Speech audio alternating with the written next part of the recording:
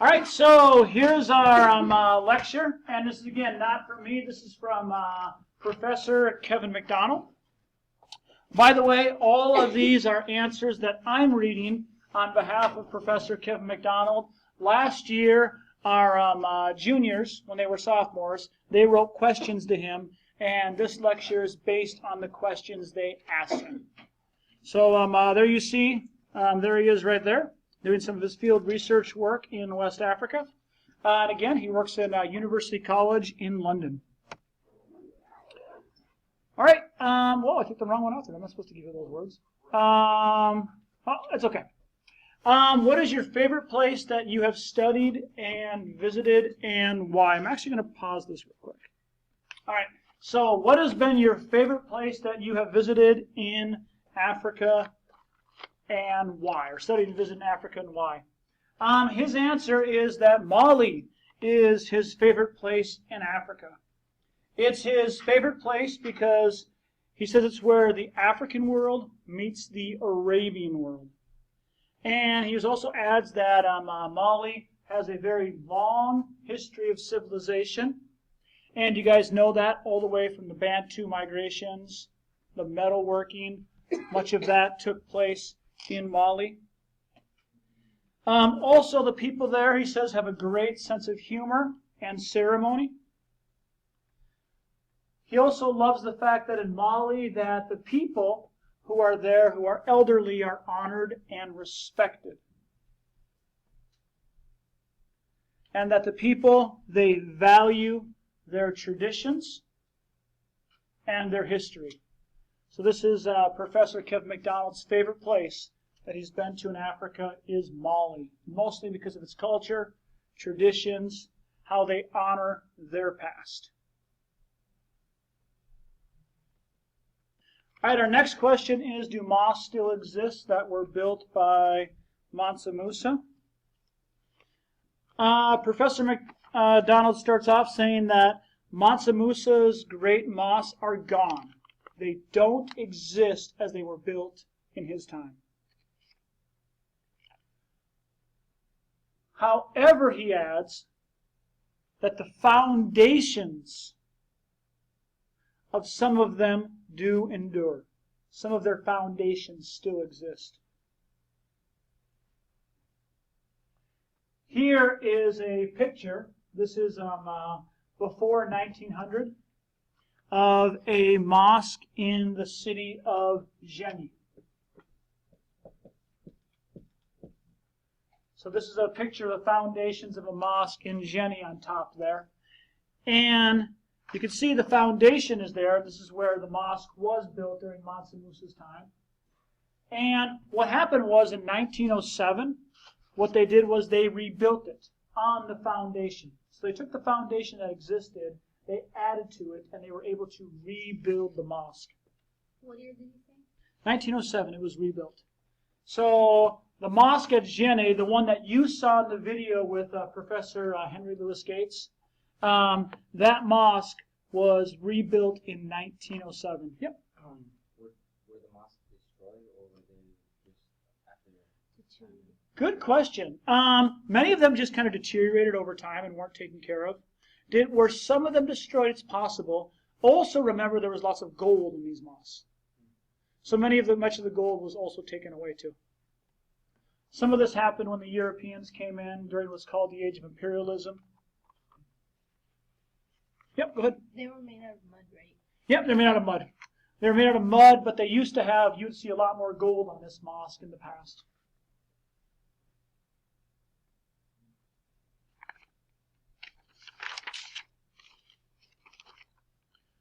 Now he does add, though, there is an exception to this, though. There is an exception to the mosque being gone, except for their foundations, them being rebuilt, which would be a small mosque called, I'm going to probably say this wrong, but Djinguereber Mosque in Timbuktu, which was built by Mansa Musa's architect Al-Sahili around AD 1335. See the size of it. There's a guy right there walking up the stairs. This would be a mosque that Mansa Musa's architect built and is still up to date, and it's been used ever since 1335. Which again, yes, they are built out of mud, but it still stands, it's still being used. Now, in a desert region, mud is not a bad material to build houses out of. I could say from my own personal experience when I was in the Peace Corps in Turkmenistan, many people had their houses built out of mud to this day. And they worked out just fine. There weren't a whole lot of rain, so you could still keep a house built made out of mud. All right, so excavating old earthen buildings is very tricky. And old earthen buildings mean that they're made out of earth material. They're made out of basically mud, dirt. So when you're trying to dig up these buildings that are in the mud, they're also made out of mud, so you have to be real careful because you don't want to just, make up a bad scoops, make some mistakes. You can actually ruin the building. So it's very hard to find where the building was versus the other ground around it. So on some, like this one from the Empire of Mali, there are some foundations that they can find. Now, which make things a little bit easier if you find the foundations or the outlines of where the walls are. But even without this to guide you, the difference that you can find where the building was in the regular soil, sometimes by the color of the dirt that's in there. And this is an archaeologist, got to be one of the tougher things to do. You're digging there, and you're trying to find where's the wall and where isn't it. So it's got to be hard work. Differences in the color and the texture of soil allow you to follow the wall lines, but it's best to scrape and decide where the walls are early in the morning. So when you're going out to a dig in a site like this, as he would, you want to get there early in the morning when there's been the morning dew and the ground's a little bit wet. Then you can scrape and start digging earlier. If you wait too long, what happens is the sun comes out and the ground around hardens, and it's harder to do any digging. So as an archaeologist, he gets there fairly early, starts doing his digging around here, and then they see how much they can find.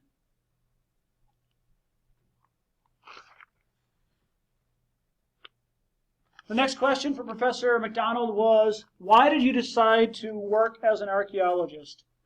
And he says that he's always liked traditions and past, and he's never felt like he fit in much with the modern technological world. So he doesn't really like technology. That's probably why we don't have a Skype conversation with him. And he likes the past, likes traditions.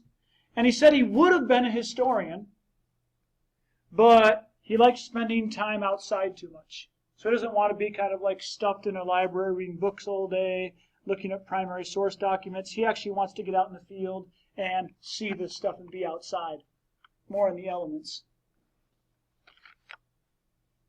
Also, as an archaeologist, you also get to do a lot more work with the people around the area too and traveling.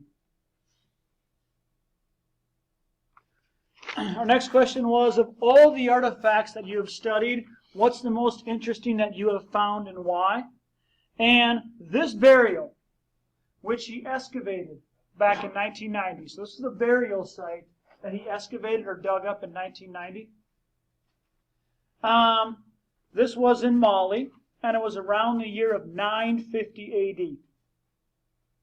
And he thought it was absolutely amazing because this 20 to 22-year-old woman matches the description of women as they were described by the Arab travelers. So remember like Ibn Battuta, how he wrote about the people, what they were like? He was able to find a woman who was basically dressed and buried with things that they described the women had. What does that tell us about the Arab accounts of this time? They're probably pretty accurate if you find like actual evidence, physical evidence that shows that too in the ground. This woman was adorned with cowrie shells and in her hair, and she was wearing copper bracelets and anklets.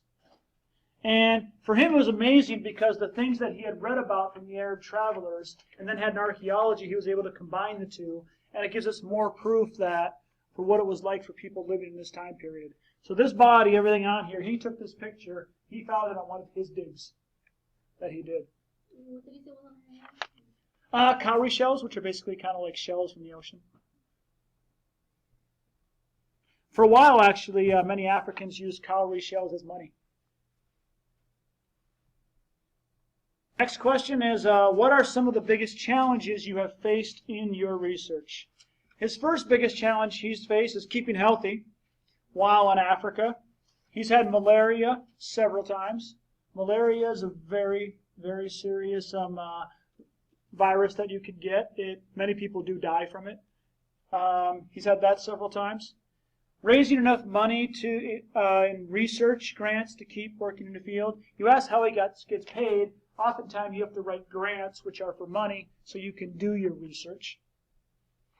And finding enough time to publish all the projects he wants to work on. So he's got a long list of all these different projects and research he wants to do, but he's got to find time to publish it and get it all done. All right, another question saying, can you explain more about ironworking in West Africa? Professor MacDonald is saying that Europeans were surprised by how ancient ironworking was in West Africa. That it dates all the way back to at least 800 BC. So the first ironworking in West Africa is from 800 BC. The process was very sophisticated and technical. And many high-quality metals, including steel, were produced. Objects made included woodworking tools, garden hoes, swords, lance tips, like spear tips, arrowheads, and there's an arrowhead from ancient Mali right there in the photo, an iron arrowhead from Mali right there, next to a modern coin. Here I imagine this, you didn't put much details about this, but this looks like it would be an incinerator where iron would be made. They didn't have coal at this time, so they had to heat up the iron, and they would use wood for this time to heat up for the iron. Here's, ever seen how a blacksmith works? You have to get a pretty hot fire where you can then hit and then shape the iron. And that's what the Africans were able to do all the way back in 800 BC. All right, so were you scared or nervous when you began your research in Africa? He says he was probably too young when he started to fully understand all the dangers that were involved, like malaria, for example, or even just traveling to a different country. If you're for example, anytime you're a foreigner in a country, you're in a little more danger because you might not know how things work. So. At that age, you kind of think you're invincible, so he was ready to go. But he also adds that he was lucky enough to have several African friends before he went, who he worked with, and also met many African friends when he first came to West Africa. And they made him feel very welcome. He was initiated into a group called the Bamana, B-A-M-A-N-A. And they gave him a name. So this this cultural group or tribe that lives in West Africa, the Bamama culture, they took him in and they gave him a name, as he's been living there doing work for so long.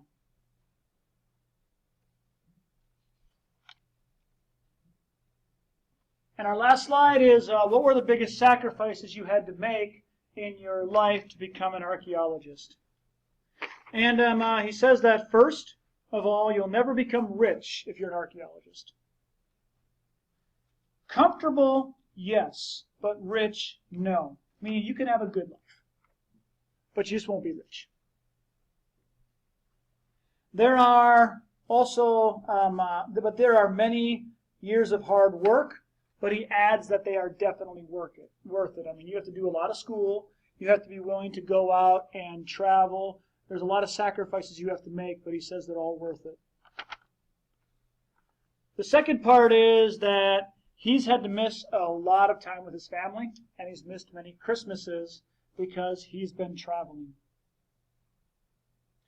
He's only ever been home for about 5 winter holidays with his children. So he misses a lot of Christmases because he's traveling doing his field work at that time. That's been one of his biggest sacrifices.